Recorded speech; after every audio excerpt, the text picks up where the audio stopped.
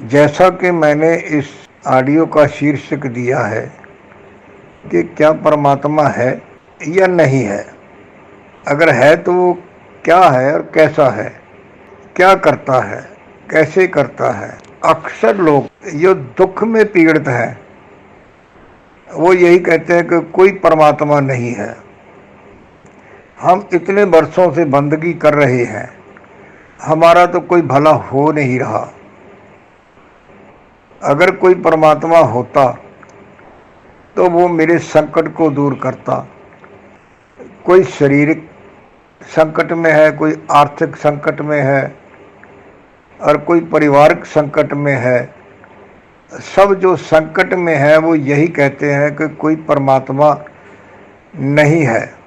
और दूसरी तरफ एक मेरे मित्र है, वो नास्तिक हुआ करते थे मैंने इसलिए कहा कि वो तर्कशील सोसाइटी के भी मेंबर थे और नास्तिक भी थे। और लेकिन उनके जीवन में एक परिवर्तन ऐसा आया, वो किसी धर्म स्थान पे गए तो वहाँ जाके वो जो संत महात्मा थे उनके दर्शन करते ही उसके अंतर में एक चेंज आ गई, एक फीलिंग आ गई कि हाँ ये आध्यात्मिक कुछ है।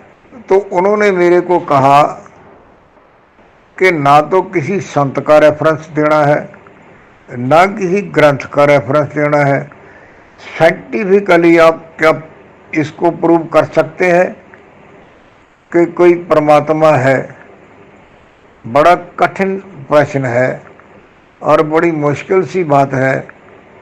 और मैं ये कहता हूँ कि शायद मैं उनको अपने उत्तर से संतुष्ट नहीं कर पाऊंगा, क्योंकि अक्सर मैं अपने ऑडियोज में नुसरत फ़तेह अली खान साहब का जिक्र किया करता हूँ। उनकी एक कवाली है, तुम एक गोरख धंधा हो, उसमें एक लाइन आती है, फलसफी में किसी को खुदा मिलता नहीं, डोर को सुलझा रहा है और सिरा मिलता नहीं। फलसफी कहते हैं फिलॉसफी को, बातों से, बहस से और चर्चा करने से, जिसको शास्त्राचार कहते हैं, उसके ऊपर अगर आप बहस करते जाओगे तो आप ये साबित नहीं कर सकते कि कोई परमात्मा है। और जो ये कहने वाला है कि है, वो पूरी तरह से संतुष्ट नहीं कर सकता कि परमात्मा है। अब क्योंकि साइंटिफिकली इस बात को कहने की उन्होंने अपनी इच्छा जाहिर की है कि साइंटिफिकली इसको प्रूव करना है कि परमात्मा है। मैं अक्सर ये कहा करता हूँ कि परमात्मा एक शक्ति है, ना तो वो व्यक्ति है ना वो आकृति है, वो एक पावर है। देखिए, किसी बात को तो आधार मानकर हमें चलना पड़ेगा। देखो, हमारी धरती है, ऊपर हम सितारे देखते हैं, चांद को देखते हैं। चलो, बाकी ग्रह है, वो साइंस चांद पर भी पहुंच गई और मंगल तक भी पहुंच गई, और बाकी जो ग्रह है उनकी और भी उन्होंने अपने जो है वो रॉकेट जो छोड़े हुए हैं, वो अपना काम कर रहे हैं कि ये गोले हैं। लेकिन ये गोले बने कैसे?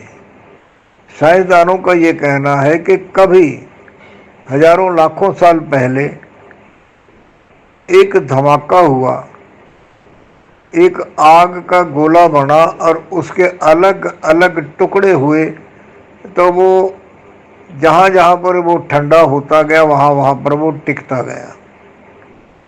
चलो, इस बात को मान लेते हैं कि ऐसा ही हुआ होगा। लेकिन बात आती है कि उन सबको कंट्रोल कौन कर रहा है, उन सबको नियंत्रण करने वाली शक्ति क्या है? और वो जो शक्ति है वही परम आत्मा है। उसको नाम दे दिया आत्मा का, क्योंकि वो इतनी बड़ी विशाल है, उसको परम दे दिया कहने के लिए कि इससे बड़ा कोई नहीं है। तो यहाँ से बात आगे चलती है कि जो ये ब्रह्मांड है, इसके रचयिता को किसी ने तो परम आत्मा कह दिया और किसी ने इसके रचयिता को ब्रह्म कह दिया। और एक ऑडियो मैंने दी थी, इसका शीर्षक था कि जो ब्रह्मांडे सो पिंडे।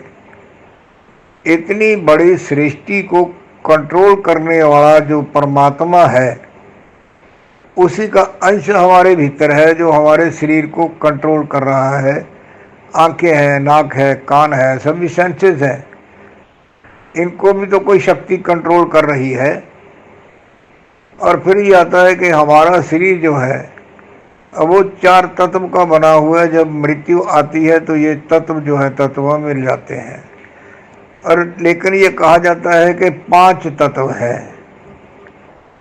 एक तो आकाश है, आकाश की एक सीमा है। जब धरती की कक्षा से रॉकेट निकलता है तो उसकी स्पीड बढ़ानी पड़ती है, क्योंकि धरती का जो गुरुत्वाकर्षण केंद्र है वो धरती के भीतर हर चीज़ को अपनी तरफ खींचता है। चाहे चीज़ को जितनी मर्जी ऊंची उछालो, वो आखिर धरती पे आके ही गिरती है। तो उसको निकलने में वहाँ से फोर्स ज़्यादा लगानी पड़ती है और फिर वो दूसरी की कक्षा में एंटर होता है, यानी चांद की कक्षा में एंटर होता है। तो ये मैकेनिकली जो है एक ऊर्जा है, एक तरंग है, जिसको मैंने 5वां तत्व कहा है, यानी कि परमात्मा की जो मैग्नेटिक पावर है, जिसने सारे जो गोले हैं उनको अपनी अपनी जगह पे स्थिर किया हुआ है। कई बार हमने सुना है कि कोई गोला टूट गया और उसका जो अग्नि पिंड है वो धरती की तरफ आ रहा है, बहुत स्पीड से आ रहा है। और मैकेनिक जो साइंटिस्ट हैं वो ये कहते हैं कि वो इस इलाके में धरती से आके टकराएगा और जहाँ टकराएगा वहाँ पर जो धरती है वो बिखर जाएगी।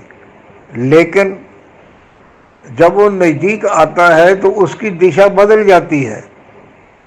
कौन बदलता है उसकी दिशा? क्योंकि धरती को अभी नष्ट नहीं होना है। ये जो ब्रह्मांड का मालिक है, जो ब्रह्म है, जो शक्ति है, ये उसको जो है ना वो कंट्रोल कर रही है। इसी को हम लोग स्पिरिट कहते हैं, एक ताकत कहते हैं। और इसके ऊपर चलने के लिए जो है उसको स्पिरिचुअलिज्म कहा गया है। धरती, आकाश सब एक ही बंधन में बंधे हुए हैं। और वो जो बंधन है उसको मैं फिर दोबारा से कहता हूँ, वो आकाश तत्व है।